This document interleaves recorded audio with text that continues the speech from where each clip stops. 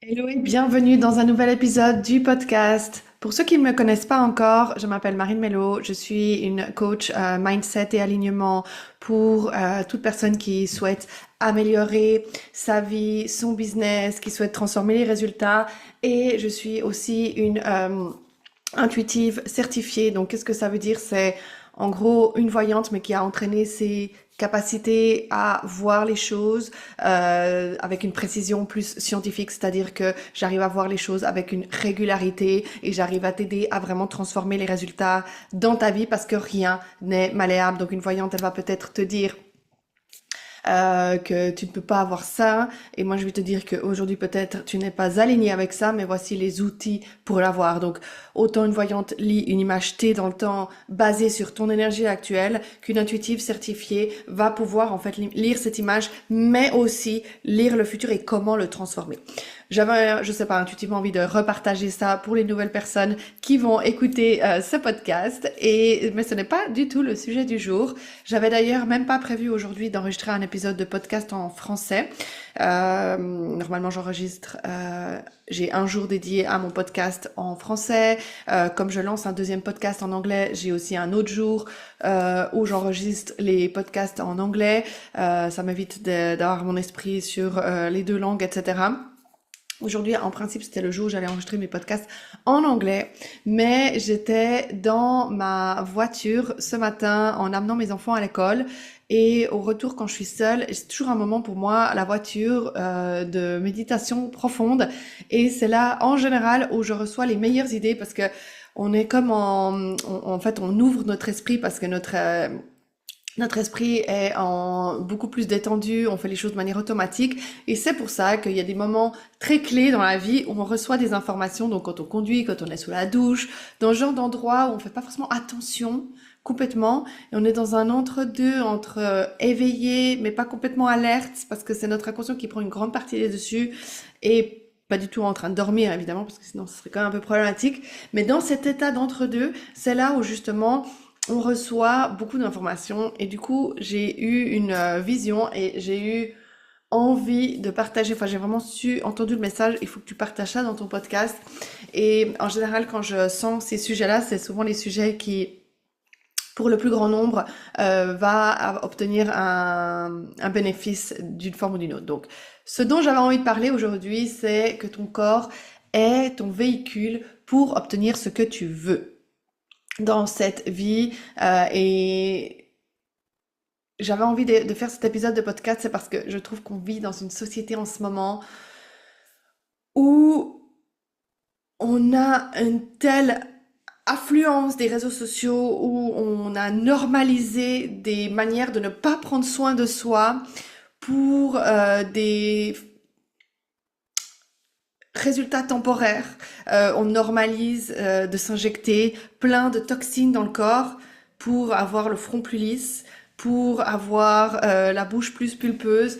On normalise de prendre des médicaments comme Ozempic pour perdre du poids, sans penser aux conséquences. Et ça, c'est peut-être les cas les plus extrêmes, mais juste, par exemple, on a normalisé aussi le fait de ne pas prendre soin, de se reposer en scrollant, plutôt que de se reposer en vraiment honorant son repos dans son corps, etc. C'est pas juste les cas les plus extrêmes, et je vais aborder ça plus dans ce podcast aujourd'hui. J'ai juste besoin de boire un tout petit peu de mon thé. Je sentais que j'avais la gorge qui séchait. J'arrive à dire ce mot. Donc c'est pour ça que j'avais envie de faire cet épisode, c'était pour remettre en fait le corps au centre, parce que le corps est central pour obtenir ce qu'on veut dans la vie et on a tendance à l'avoir oublié, à penser que le corps est une représentation uniquement superficielle et qu'on devrait justement donner cette image parfaite qu'on voit via les filtres des réseaux sociaux et c'est tout en fait. C'est un peu comme si on avait cette enveloppe qui ne servait pas à grand chose à part apparaître et peu importe finalement ce qu'on s'inflige à son corps parce que ce qui est plus important c'est les quick fix qu'on peut donner, le relâchement de dopamine temporaire, quitte à ce que ça ait des conséquences négatives sur le long terme. Donc, pour comprendre tout ce qu'on crée dans la vie, juste déjà de base, c'est 50% énergétique et 50% physique. Donc toutes les personnes qui disent que oui, pour obtenir ce qu'on veut dans la vie, c'est que l'énergie, il faut travailler ton énergie, il faut travailler ta vibe pour que ta vibe soit positive, elles ont raison à moitié seulement. Et toutes les personnes qui disent qu'il faut travailler comme une acharnée, il faut tout donner, il faut se lever à 5 heures du matin, etc., etc., ont raison à 50% aussi. Pourquoi? Parce qu'en réalité, c'est ni l'un ni l'autre, c'est l'un et l'autre. On peut pas, on vit dans un monde 3D où le physique, les actions physiques, ce qu'on fait avec son corps est autant important que ce qu'on fait avec son énergie. Donc l'un ne peut pas enlever l'autre, ok? Donc c'est pour ça que la plupart des gens, ceux qui vont que, par exemple, en utilisant le physique, finissent par être épuisés parce que justement ils n'ont pas tenu compte de l'énergétique et n'ont pas écouté leur corps à juste titre. Et ceux qui font que l'énergétique vont se retrouver coincés et n'auront pas les résultats qu'ils obtiennent parce que justement il manque la partie physique pour obtenir les résultats qu'on voulait vraiment obtenir. Mais notre corps, ce qu'il faut vraiment comprendre, c'est notre véhicule pour obtenir ce qu'on veut, ok? Donc on n'en a qu'un. C'est la boîte dans laquelle notre âme a décidé d'habiter pendant cette vie-là et qui va vraiment en fait nous permettre, tout simplement déjà d'agir.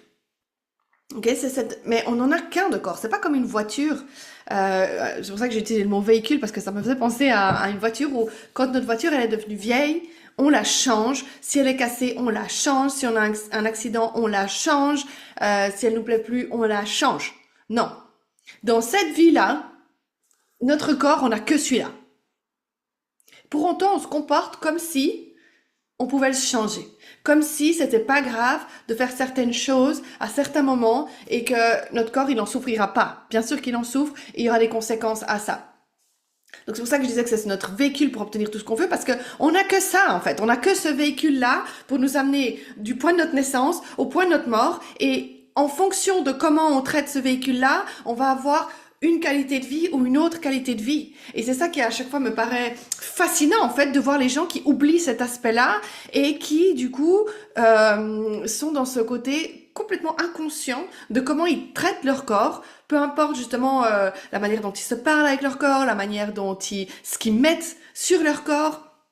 Et c'est pour ça que j'avais envie de faire cet épisode parce que je suis de plus en plus en train de vivre un mode de vie non toxique et c'est quelque chose qui est venu hyper naturellement. Donc je n'étais pas du tout, alors pas du tout comme ça il y a ne serait-ce qu'encore une dizaine d'années en arrière, même moins, peut-être même 8 ans en arrière. Je sais pas à quel point, quand c'est que j'ai commencé à faire ça. Alors j'ai commencé peu à peu à faire ça. La transition a d'abord été petite, c'est-à-dire que par exemple, au lieu d'acheter rien de manière qui était bio, organique, j'ai commencé à acheter mes légumes bio, mes fruits bio. Le fait d'avoir des enfants, ça m'a vraiment en fait poussé à chercher plus d'informations sur la qualité des aliments. Mais au début, pendant quand même quelques années, ça s'arrêtait que à cette partie-là. Et tout d'un coup, ces dernières années, c'est devenu sur tout. C'est-à-dire que je ne mets plus de crème. En fait, je ne mets plus rien quasi sur ma peau que à part encore quelques points de maquillage, et encore j'essaie de prendre les marques les plus naturelles qu'il y a sur le marché, mais j'essaie de plus rien mettre sur ma peau que je ne pourrais pas aussi avaler. J'ai changé toutes les manières, toutes les démaquillants, toutes les crèmes que j'utilisais. Le déodorant, j'utilise des choses beaucoup plus naturelles. Avant j'utilisais du déodorant au sel d'aluminium juste parce que je voulais m'assurer de ne pas sentir mauvais, de ne pas transpirer. Peu importe finalement ce que je mettais sous mes dessous de bras, ce qui me paraît complètement aujourd'hui fou, sachant à quel point on a nos glandes ici et que le sel d'aluminium peut être un facteur de justement d'obstruction de ces glandes qui ensuite peut amener à des maladies très graves comme par exemple les cancers. Et du coup, j'ai switché ça.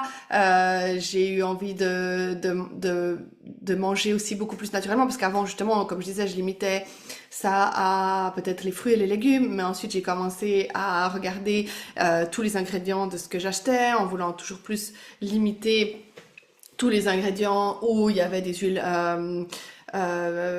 végétales, donc huile de tournesol, toutes ces choses, toutes ces huiles qui sont hyper inflammatoires.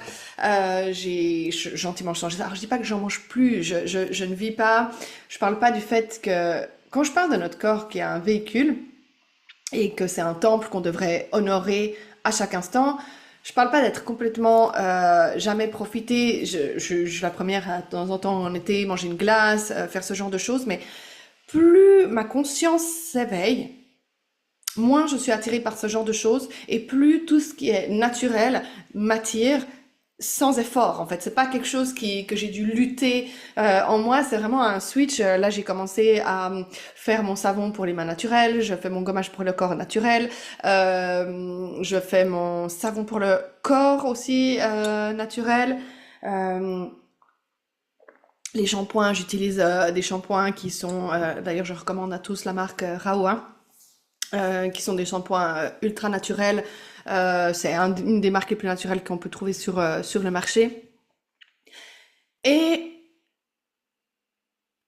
ce choix-là s'est fait, justement, comme je dis, plus j'ai élevé ma conscience, plus j'ai eu envie de faire ce choix-là naturellement.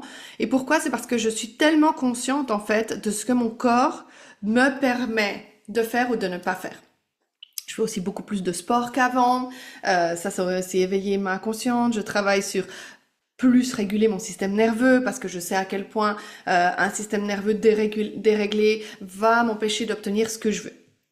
Donc notre corps, comme je dis en début, on n'en a qu'un et ce corps-là, il va contribuer à nous permettre d'obtenir ce qu'on veut, à manifester ce qu'on veut dans notre vie. Il va aussi nous permettre d'écouter notre intuition. Si on est déconnecté de notre corps, c'est très difficile d'écouter notre intuition parce que justement on n'entend pas, on ressent pas les messages. Donc c'est pour ça qu'on ne prend pas des décisions. C'est comme une des choses que je ne fais jamais avec mes enfants, c'est leur obliger à finir leur assiette. Pourquoi? Parce que justement il y a des études qui ont montré que plus on force un enfant à terminer son assiette, plus il se déconnecte de sa sensation de satiété dans son corps. C'est-à-dire que quand il sera adulte, il va tout le temps trop manger parce que au lieu de se dire j'ai plus faim, il aura dit non, je dois encore manger parce que je dois finir mon assiette. Et je vois mon mari qui a été élevé comme ça, dans fini, mange encore un peu plus, il a complètement du mal à, beaucoup plus que moi, à arrêter justement de manger. Donc lui, même s'il a plus faim, il va finir son assiette. Ce qui me paraît complètement fou parce qu'il préfère trop manger, trop donner à manger dans son estomac plutôt que pour finir une assiette. Mais ça, c'est des programmations qui viennent de l'enfance. C'est des choses, il est de plus en plus conscient, mais c'est pour dire à quel point ça influence. Donc moi, mes enfants, je leur dis toujours, tu manges. Alors par contre, je vais leur faire goûter de tout, etc. Mais quand ils ont plus faim, pour moi, ils peuvent laisser leur assiette. Parce qu'on n'a pas tous les mêmes faims tout le temps. Ça me paraît complètement fou de leur obliger à manger toujours la même quantité. Même moi, il y a des jours j'ai beaucoup plus faim et à d'autres j'ai moins faim. Eux, c'est pas des robots non plus en fait. Donc c'est pour ça. Et je le fais de manière très intentionnelle pour qu'ils puissent rester connectés à leur corps, pour pouvoir l'écouter. Et quand ils me demandent des fois ils me posent la question en me disant maman, est-ce que j'ai assez mangé? Et je leur dis, la réponse est toujours la même. Je suis pas à l'intérieur de ton corps, donc demande à ton corps. C'est lui qui a la bonne réponse. Donc ça nous sert à écouter notre intuition, ça nous sert à notre corps, c'est un récepteur à toutes les idées qui nous viennent. Parce que les idées, contrairement à ce qu'on pense, ne sont pas créées à l'intérieur de notre cerveau. On a une capacité à recevoir, à canaliser d'une conscience collective. Les idées, c'est bien pour ça que deux personnes peuvent avoir exactement la même idée en même temps. C'est parce que justement, elles ont pu capter en fait les ondes et recevoir cette conscience collective. Donc, plus on a notre cerveau qui fonctionne correctement, parce que ce qui nous permet de capter les consciences collectives et de canaliser et d'être connecté à notre intuition et de se connecter à la source, etc., c'est notre glande pinéale qui se trouve à l'intérieur de notre cerveau. Une des choses qui calcifie le plus notre glande, donc si elle est calcifiée, donc c'est-à-dire que cette glande, au lieu d'être molle et bouger dans le cerveau, elle devient complètement rigide. Si elle s'est calcifiée, c'est ce qui empêche en fait cette connexion à notre intuition. C'est pour ça que tout d'un coup, ça va être beaucoup plus difficile d'entendre les messages, d'écouter son intuition et de recevoir les bonnes idées. Une des choses qui calcifie le plus la glande pinéale, c'est le fluor.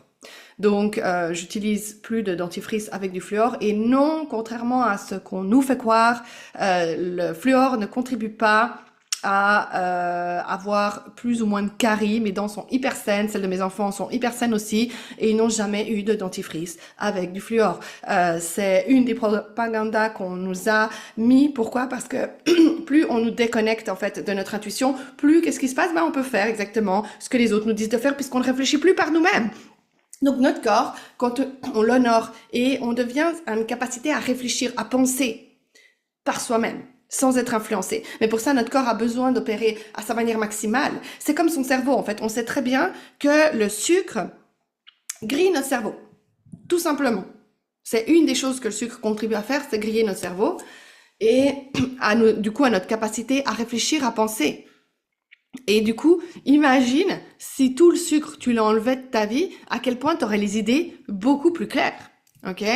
Donc, notre corps nous sert aussi à ressentir pleinement les expériences qu'on vit. Quand on est déconnecté de son corps, on a beaucoup de peine à ressentir les choses.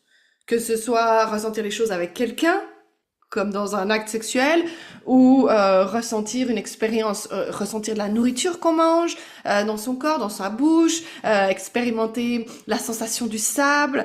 On est très peu présent en fait quand on est déconnecté de son corps. Donc quand on se reconnecte à son corps, qu'on l'honore, qu'on en prend soin, tout d'un coup toutes ces expériences de la vie deviennent beaucoup plus riches, beaucoup plus intenses parce que justement on ressent les choses beaucoup plus fortement. Ça nous sert aussi à être en relation avec les autres. C'est-à-dire que notre corps nous permet justement cet échange, se toucher avec les autres, se regarder, etc. Et pour finir, d'un point de vue plus superficiel, mais pas tant que ça, c'est aussi l'image qu'on renvoie de nous vers le monde. Donc notre corps, c'est notre business card vers le monde, parce que tout le monde arrive à voir notre capacité à avoir pris soin de notre corps ou pas. Ça se voit quand une personne prend soin de son corps. Ça se voit quand une personne aime son corps. Quand je parle de prendre soin de son corps et aimer son corps, je ne parle pas justement de faire des choses qui sont qui auront une répercussion négative sur du long terme sur notre corps. Donc, prendre soin de son corps, c'est pas faire du botox pour pas avoir de rides. On s'entend juste par rapport à ça. Prendre soin de son corps, ça veut dire quoi? Ça veut dire que on le nourrit de la manière dont il aurait besoin d'être nourri. On en prend soin dans la manière dont il a besoin d'être pris soin, c'est-à-dire que on se repose quand on a besoin de se reposer, on bouge son corps tous les jours, parce que bouger son corps, c'est pas juste pour avoir un joli corps dans son maillet de bain. Non, non, non. Bouger son corps tous les jours, c'est pour l'aider, parce que notre corps, il est fait pour bouger. Il y a 100 ans en arrière, on n'avait pas des métiers où on était assis derrière son bureau 8 heures par jour à rien faire. Plus 3 heures par jour à regarder son téléphone, avoir la nuque complètement pliée vers l'avant pour justement regarder son téléphone. On était dehors, on bougeait son corps, on cultivait les champs, on était beaucoup plus actifs en fait. Et aujourd'hui, on vit dans une forme de sédentarité extrême. Et c'est même pour ça que il y a plein de gens qui ont mal au dos, qui ont mal aux hanches, qui ont mal aux genoux, parce que justement, on vit dans cette société qui est devenue beaucoup trop sédentaire. Beaucoup de gens qui ont la tête en avant, des boules ici, le dos complètement déformé, les épaules rondes. Tout ça, c'est parce que justement, on n'a pas pris soin de son corps. Quand on se repose, combien de fois on est fatigué et plutôt que de se reposer, d'honorer ce repos en disant je vais dormir ou je fais une sieste ou juste je médite, je fais rien pendant 5 minutes et non, qu'est-ce qu'il fait? On est fatigué, on prend son téléphone, on est fatigué, on va sur Netflix. Toutes ces choses-là sont pas des manières d'honorer son corps en fait. C'est des manières d'obtenir de la dopamine rapide, mais absolument pas d'honorer ce que son corps a vraiment besoin. Et les gens, en fait, inconsciemment, ils ressentent tout ça. Ok, donc quand on est quelqu'un qui prend soin de son corps, même si on le montre pas tel quel, les gens le voient. Et du coup, c'est pour ça que je dis que c'est notre business card du monde, c'est parce que justement, en fait, on va obtenir Les gens vont ressentir des choses en fonction de ça. Ils vont sentir, quand on est quelqu'un qui font les choses pour honorer sa personne, ça veut dire que notre niveau d'amour de soi directement augmente. Et ça, les gens, même s'ils n'arrivent pas à le verbaliser, même si on le dit pas, on va pas dire haut et fort, je m'aime plus que tout. Non.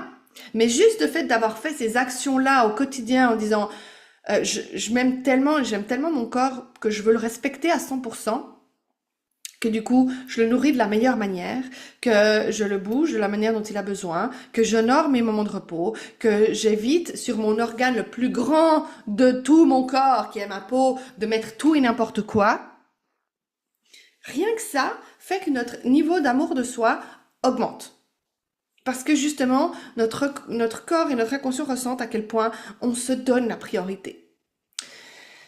Et du coup, toutes ces choses-là vont avoir une influence directement positive sur le fait d'obtenir ce qu'on veut ou pas dans la vie, en fait. Parce qu'on n'aurait pas idée d'avoir une voiture diesel et d'aller mettre de l'essence dedans.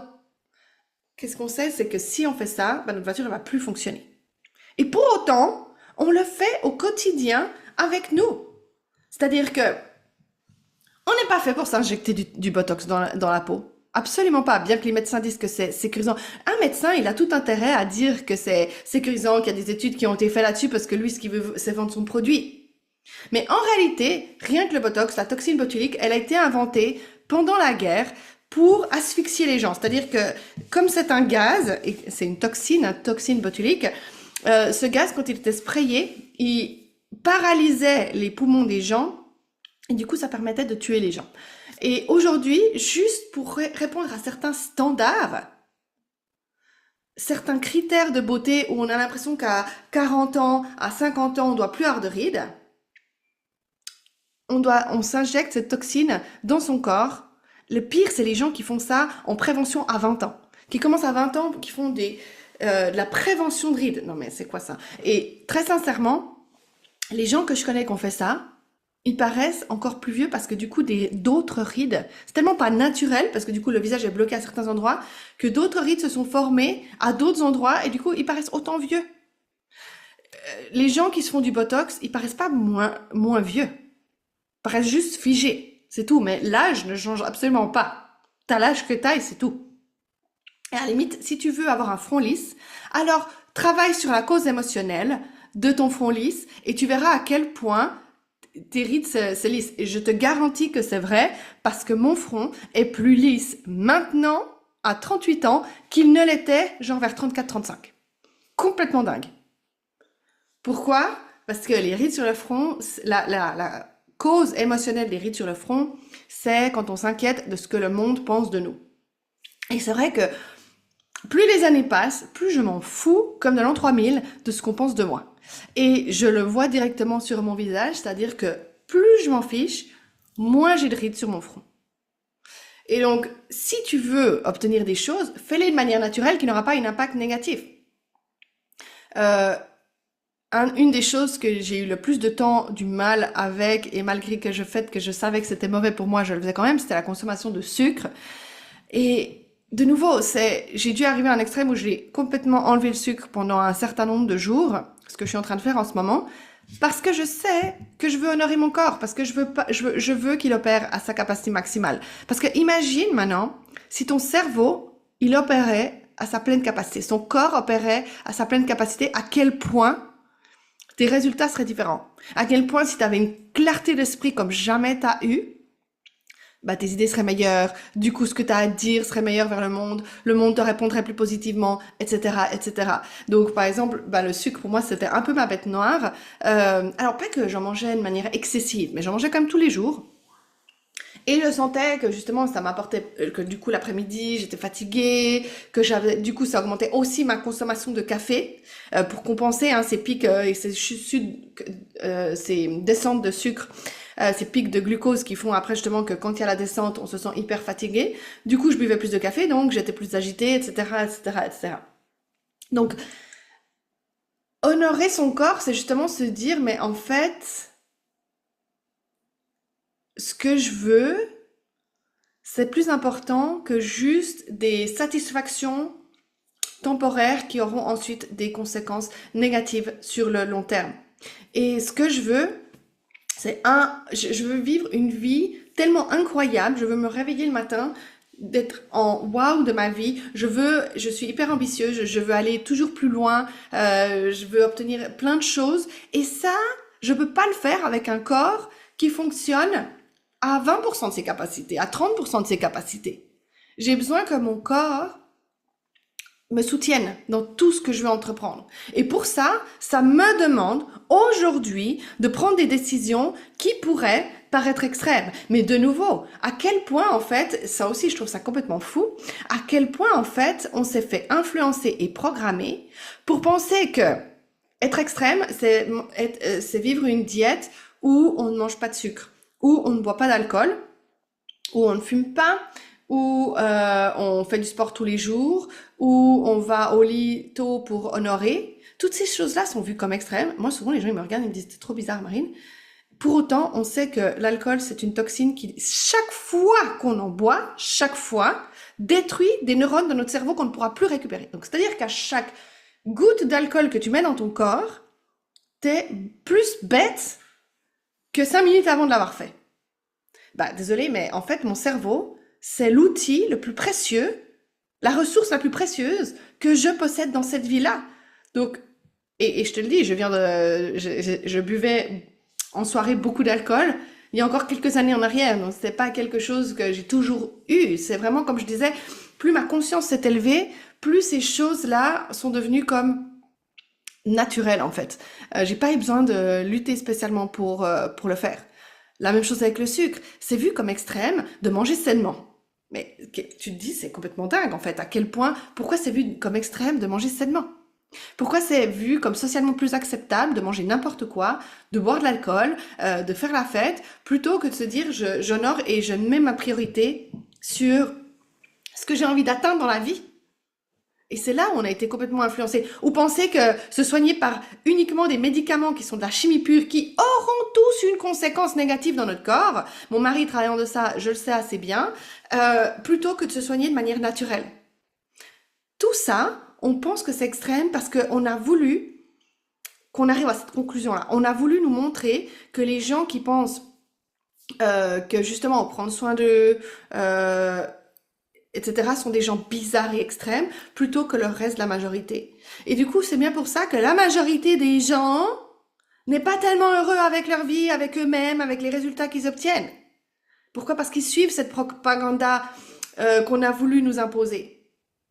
Donc c'est le moment en fait de reprendre maintenant le lead sur ça.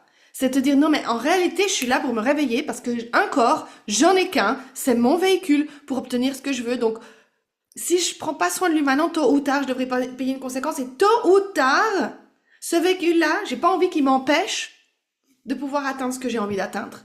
J'ai envie qu'il me soutienne tout le temps. J'ai envie qu'il me déplace du point A au point B où j'ai envie d'aller. J'ai pas envie que ce point B là, il reste tellement loin en avant parce que justement, les décisions que j'ai prises aujourd'hui font que j'arrive jamais à destination de ce point B. Donc, honore ton corps, tu verras à quel point tu peux transformer ta vie quand tu commences à faire ça. Et commence petit, parce que moi, si j'avais commencé à tout changer dans ma vie du jour au lendemain, j'aurais été complètement submergée et je me serais sabotée. C'est sûr et certain. Quand on veut tout changer, tout faire, tout bien, on se sabote ensuite.